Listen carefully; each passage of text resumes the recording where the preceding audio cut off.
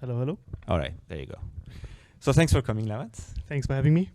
So, similar story. Let's start a little bit with your background. So, how did you come about? Because I think we met first time when you were at what used to be POW Ventures, and now it's, what is it now? They're now called Square One Capital. Square One, right? Yes, exactly. When you were doing VC, and then you, as far as I remember, have more of a kind of a consulting, PE, investing kind of a background in the past as well. Yes. So give us a little bit of how you ended up, with this place. So, I was born in Germany to Turkish parents, and as it is with, I think perhaps a lot of you can relate, you either study engineering, you become a doctor or something like that. So I studied engineering.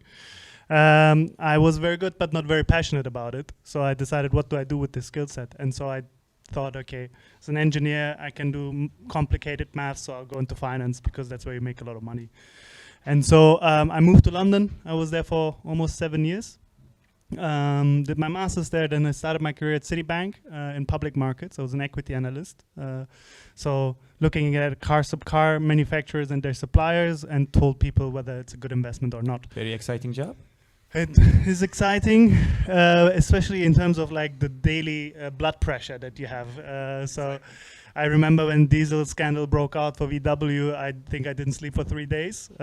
Somebody calls you and like, is it good, is it bad? Like, do I sell? I'm losing millions. And I'm like, I don't know.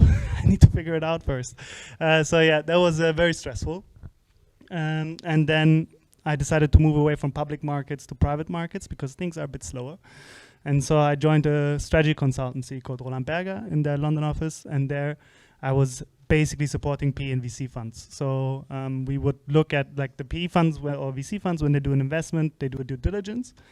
And during that due diligence, if they propose something to the investment committee, they need to do a commercial due diligence that like someone else says this is a good idea. And so that was then us. We looked at everything. I did like ports in Poland, like industrial companies in France. And then I did a lot of tech companies. We did like N26 when Insight invested. We did Fixed Mobility when TCV invested. And I thought, okay, this is interesting. I don't have a business plan until 2072 that I have to check, but I can just see at what is happening right now in a growing market. And then I said, I want to start investing. I want to switch sides. And then I joined Power Ventures. At that time, did you move back to Berlin? Yes, exactly. I moved back to Berlin. So I'm originally from Frankfurt, but I thought, okay, I need something that's a bit more international and a bit more like London. Why not stay in London? Because it was really boring and no one really likes London. My co-partner always says, London is so much cooler than Berlin. That's why I'm sort of... I think London has like, London is great when you're young and you don't have a lot of things that you like expect, and when you're very rich. And in the between, it's a bit like you're between a rock and a hard place. And so, so that's why that was one of the reasons. The other one, I think when it comes to building a company, like you expect, and I had that idea since ever that I wanted to be self-employed. And so I thought, okay, I need to go somewhere where I can keep my cost base low, and London is not the place to do that. Yeah, I can imagine. So, and then how was the experience at Power Ventures? Yes. How long were you there? Almost 2 years. During my time there, I started in February 2020. Then in March, COVID hit and the world changed. And it was a bad time to start a job that's a lot about networking and gathering and giving chats.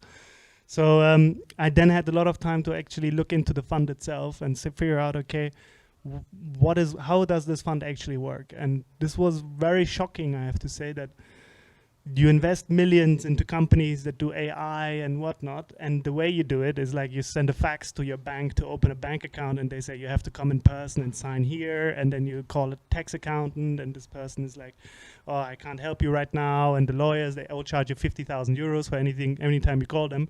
And this was for me shocking that I said in the US you have AngelList, you have Carta, all these places where you can set up investment entities super easily, super quickly, and super cheaply. And you didn't have any of this in Europe. And that was really, I think, where I started to figure out like, okay, this is crazy to me. But generally, like the investing job was also fun. You get to meet lots of smart people, have good conversations. And that's pretty much how the idea of Bunch came about, right? Yes, exactly. So when did you start Bunch? So we started in October, November 21. So we basically, it was me and my co-founder Enrico. We know each other for a long time.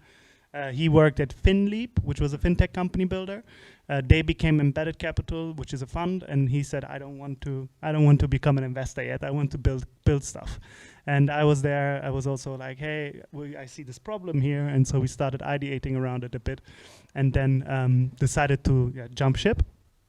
And I think initially the idea was the whole topic of like setting up SPVs, like enabling every person essentially to start doing investments in private markets, because if you look at private markets in general, they've been booming for the last decade, especially like the tech sector obviously is basically eating up the share of the GDP globally.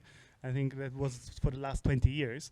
But the value creation is happening in private markets, and within private markets always in the early stages.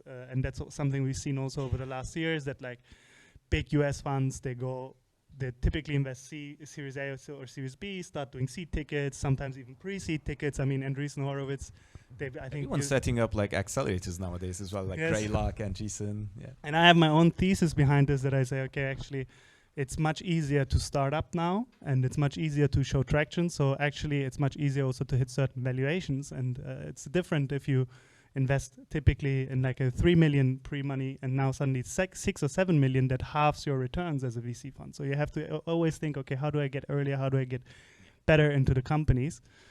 And so we wanted to really tap into this and say, okay, you need like a digital solution, super easy way of doing it, that scales with the size of your fund. And that's when we then started Bunch, and we started with the SPV piece and have slowly been moving into funds now as well. So give us a bit of a detail in terms of how that works. So what are you guys actually doing on the back end in terms of both the SPV portion and the funds portion that sort of makes things a lot more easier? Yeah, so when we looked at the problem, we said, okay, it's an orchestration problem, and it's a problem of data silos almost. So you typically, the traditional way, you go to a lawyer, you get like a legal document that no one understands. You then go to a bank. They have lots of questions about this legal document. Then you have to go set up like a fundraise from LPs and everything. All of this stuff you do in like a very short time period. And we said, okay, you know what? We internalize all the admin piece. So we take the pain, and then we build an ops platform that scales this stuff. And so what is it that we did? So we basically got an LPA template, like a LPA, just so the people, it's like a limited partners agreement. It's like a contract that governs the relationship of the investors. And we said, okay, this can be standardized. Like there can only be 5-10 different ways of doing this. There's not like millions, right? So you should see our LPA. Yeah, I heard. I was a bit shocked. You guys need Bunch. And then so we standardize it. We then actually go to integrate with banks, and we tell the banks understand our contracts, and they say, okay, this is easy. You have to provide me this information on all the investors, and then we can open up a bank account. And at the same time, we then also go to the tax accountants, and we said, look, in these deals and these entities, not a lot is happening. It's 10 different transaction types that are happening. We can pre-categorize them for you. So we streamline also the accounting piece. So there's lots of these things where we actually took all that admin, all that coordination pain away, and we said, okay, we built this all into one platform and have essentially like a transaction ledger that has every transaction, whether it's cash or non-cash transaction, in one place, and that can be categorized and then spit out in all kinds of different reports. If it's your report to your LP, to the tax accountants, to whatever, this is just a click of a button then. And who, like with this sort of solution, who are you guys mostly focusing on, both at the like the start and nowadays? Like, is it more SPVs and sort of angelists, like, you know, syndicates, or are you guys focused more on funds? It's actually quite interesting. I think so. We recently undergone the change that we said, okay, so we sell to 3 different customer types. We sell to founders, to business angels, and fund managers. We solve the same problem, like administrating your investors and managing the investment. But they have all different pain points and different willingness to pay. And so we split the sales funnel into enterprise and SMB. SMB is then the founders and the business angels, so the SPVs, the syndicates, and the enterprise customers are the funds. And it's quite interesting to see, because like funds obviously they are willing to pay 10 to 20 times as much as the founders and business angels. And so you have very different unit economics there. And so it has shifted, but it's also something that's interesting also like for AngelList, for Carta, this is also true. They all started with the, I would say, a bit more go kind of customers, and then professionalize themselves over time. Yeah, and how is it selling to fund managers? Because you know, being on this side, I can be very honest. They're not really the let's say first movers in terms of adopting technology. I think everyone's like using Excel, which is quite good because they've moved away from pen and paper.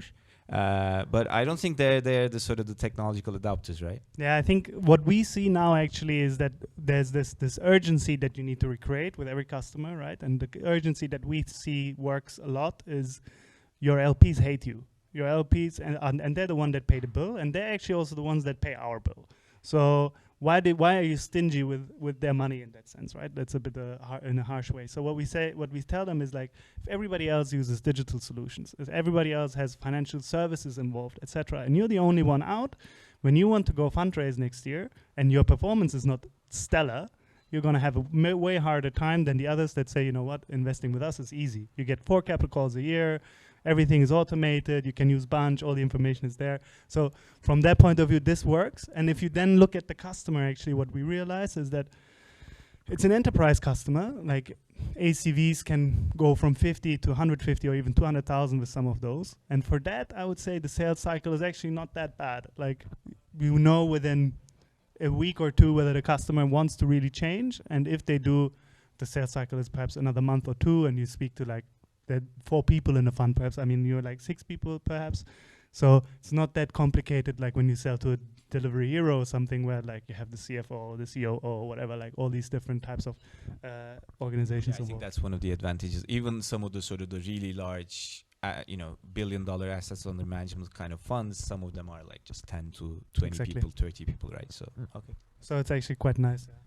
What regions are you guys focused on? Like looking at what's existed before. So you did say Carta. I think Carta acquired Vauban in Europe. But other than that, sort of there have been a couple of players in the US as well, but not much going on in Europe. Are you guys mostly focused on Europe, or do you want to expand to other regions? What's the sort of the target? So Emre also mentioned, right, that every time you touch funds or flows, it's something that's very regulated, compliance is involved, etc. So we were strong believers that you have to go country by country and you have to localize, right? And so there's other players like a Carta that says we just go to Luxembourg and we do everything from there. And this works to a certain degree, but like at some point what we now see is that funds that have set up in Luxembourg for the first fund say, actually this whole tax situation is a bit too complicated for us, we'll go back to Germany. So we see this actually happening. So and that's why we started in Germany. But at the same time, as a fintech, you always have the trouble also. How do you scale across geographies? Because you don't want to be put into then just be like, yeah, these are the guys for Germany, right? You want to be a multinational company from day one. And I think Europe is a very beautiful place to start a business like this, because the regulation all is governed under the same EU guidance, ESMA. And so they are kind of like cousins. Like the way they do it in Germany is similar to the Netherlands, even though it's a bit different, but like it's okay. And so you can actually go and adopt the processes a lot easier from country to country. And this then, and we always kind of compare it to like what happened, for example, with Booking.com. Like through this hyper-localization, you actually create a company that is much more able to adapt to new local markets and to new regulatory changes. So if you think about where this goes in 10, in 15, and 20 years, right, there will be an AngelList for Latin America, there will be one for India, for China, and like, who's more likely to win this? Is this a company that goes from day one multinational, or is it a company that goes one country and really, really focuses on this? And that's why we thought, okay, international from day one. We started with Germany, Netherlands. We're now looking into Luxembourg, UK, etc. So we're growing next year. What's the plan for non-Europe? Yeah, I think we'll start with Europe for now. Yeah. Okay. All right. And then in terms of the fundraising as well, you guys also like similar to Emre probably. At a time when the markets weren't really that, hot, quote unquote, you guys did raise quite a large, sort of sizable pre-seed, I would say, right? Yeah. It was a seed round back, I think, a bit more than a year ago now. We raised from Cherry, and it was definitely still, again, a different market environment than today. It's always difficult kind of for me at the moment. I'm trying to gauge the market and understand how difficult is it to raise at the moment, because you hear many different things from people.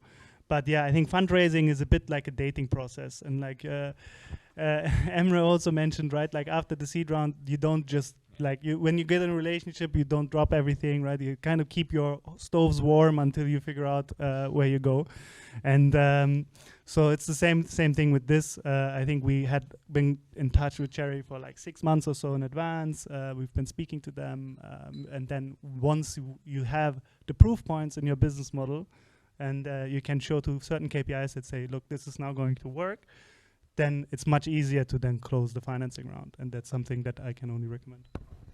And in terms of the current sort of team, are you guys mostly based in Germany? Are you expanding to other regions, especially when you're expanding across different sort of customer types and regions and funds as well? Or so we are a bit international. So we have obviously Germany, Netherlands, and we have a couple of engineers in Eastern Europe. Where in Eastern Europe? Just out of curiosity. I actually don't know. I think Romania, somewhere in quite a remote team. Belarus. Yeah. You're okay definitely. with sort of that remote? Yeah, kind of I think it's something that depends on the team and depends on whether it works for that specific team as well. I think engineers, it's much easier to work asynchronous and distributed. I think for a commercial team, I would never recommend that because you do see that like when the sales and the business people, they sit in a room, there's a different energy. Yeah, so, but, and also one thing, actually, we have quite a lot of people there from Berlin. And we just, I mentioned that a couple of times this week, Berlin actually has really good grants for people that start startups here. So we receive like 20% salary grants for every employee here, which is, I think, for a startup that has mainly salaries as expense, I think this is a really, really good thing. Nice. Okay. And then as maybe just as we're closing it off, what's the, let's say for you guys, the 12 to 18 month goal, but more so what's the sort of the 5-year grander vision? So what does this sort of expand into? You think like, is it more of across different asset classes, across different functionalities? What do you guys want to expand into? So when we started off, I didn't think of like I want to become a tax accountant, which I kind of am right now. But I think how come? Yeah, it's